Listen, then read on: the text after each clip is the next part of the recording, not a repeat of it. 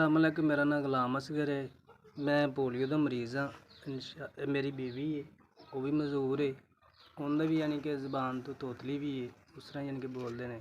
तो तुहाडे जरिए तुहाडे वसीले मैं 15,000 रुपया मिलिया है। मेरे वास्ते तुहाडे वास्ते दिली दुआवां कि अल्लाह ताला तुहानू तंदुरुस्ती और सेहत सलामती देवे, बच्चों नाल आबाद रखे, तुहाडे माँ बाप की जिंदगी होवे, भैन भाइयों की जिंदगी होवे। कि इन्नी क परेशानी सी कि अज कि बिल की आखिरी डेट सी कि चलो वो तुहाडे जरिए मिलिया है। तो बहुत ही खुशी हुई कि अल्लाह ताला तुहानू, मेरी दिली दुआ है कि तुहाडियां तमाम मुश्किलां ना दूर फरमावे और बच्चों दे विच आबाद रहो, बच्चे तुहाडे तंदुरुस्त रहन, हर मुश्किल तकलीफ तो अल्लाह ताला तुहानू दूर रखे। दिली दुआ है कि अल्लाह ताला तुहानू किसी भी मुसीबत तो परेशानी तो दूर रखे, तुहाडे दिली मुरादां जिहड़ियां ने वो अल्लाह ताला पूरियां करे, ज़्यादा दिन दी तौफीक अता फरमाए।